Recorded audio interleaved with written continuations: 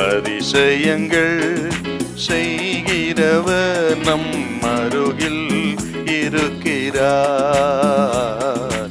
அற்புதங்கள் செய்கிறவர் என்றும் நமக்குள் வசிக்கிறார்.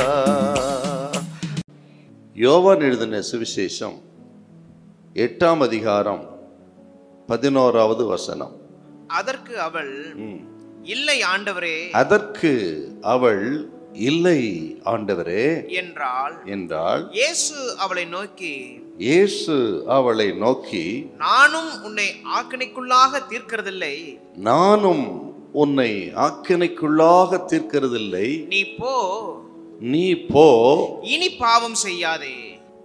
ஆண்டவராகிய இயேசு கிறிஸ்து தன் ஊழியத்தின் நாட்களிலே ஒரு விசை எருசலேம் தேவாலயத்தில் இருக்கும் பொழுது அங்கிருந்த யூதர்கள், பரிசேயர்கள் விபச்சாரத்தில் கையுமையுமாய் பிடிபட்ட ஒரு ஸ்திரியை அவர்கள் இழுத்து கொண்டு வந்து ஆண்டவருக்கு முன்பாக நிறுத்தி, இப்படிப்பட்டவளை கல்லெறிந்து கொல்ல வேண்டும் என்று மோசே நமக்கு எழுதி கொடுத்திருக்கிறார். போதகரே, நீர் என்ன சொல்லுகிறீர் என்று கேட்டார்கள். ஆண்டவராக இயேசு கிறிஸ்து சொன்னார், உங்களில் பாவம் இல்லாதவன் எவனோ அவன் முதலாவது இவள் மேல் கல்லெறிய கடவன் என்று சொன்னார். இந்த வார்த்தை கேட்ட அவர்கள் இருதயத்தில் குத்தப்பட்டவர்களாகி ஒவ்வொருவராய் அங்கிருந்து போய்விட்டார்கள். கடைசியில் அந்த ஸ்திரீ மட்டும் இருக்கிறாள். அவளை பார்த்து ஆண்டவர் கேட்டார், உன்னை யாரும் இப்படி ஆக்கினைக்குள்ளாக தீர்க்கவில்லையா? அவர்கள் எங்கே? இல்லை ஆண்டவரே.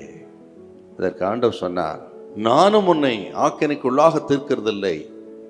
நீ போ, இனி பாவம் செய்யார் என்று ஆண்டவர் அவளை அனுப்பிவிட்டார்.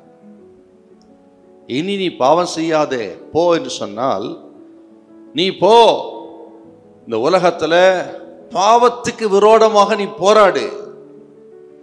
பாவத்துக்கு விரோதமாக போராடி பரிசுத்தமாய் நீ வாழ வேண்டும். அப்படி உண்டாகிற போராட்டத்தில் ரத்தம் சிந்தினாலும் நீ ஒரு காலம் மறுபடியும் அந்த பாவத்தை செய்யக்கூடாது. நீ போ, இனி பாவம் செய்யாது. அடுத்து ஆண்டவர் என்ன சொல்றாருன்னா, இந்த பகுதி பார்த்தீங்கன்னா, இனி நீ போய் பரிசுத்தமாய் வாழ்ந்து காட்டு. இதுவரையிலும் பாவ ஜீவியத்தில் வாழ்ந்திருக்கிறாய், இனிமேல் நீ பரிசுத்தமாய் வாழ்ந்து காட்டு என்று ஆண்டவர் இவளை இனி பாவம் செய்யக்கூடாது என்று சொல்லி, ஆக உறுதியாய் சொல்லி அனுப்பினாரே தவிர இதை கண்டும் காணாமலும் கர்த்தர் விட்டதுன்னு சாதாரணமாக எடுக்கக்கூடாது. ஆக அருமையான கர்த்தரி பிள்ளைகளே, எங்க திரும்பினாலும் இப்பொழுது பாவம் தலைவிரித்தாடுகிறது.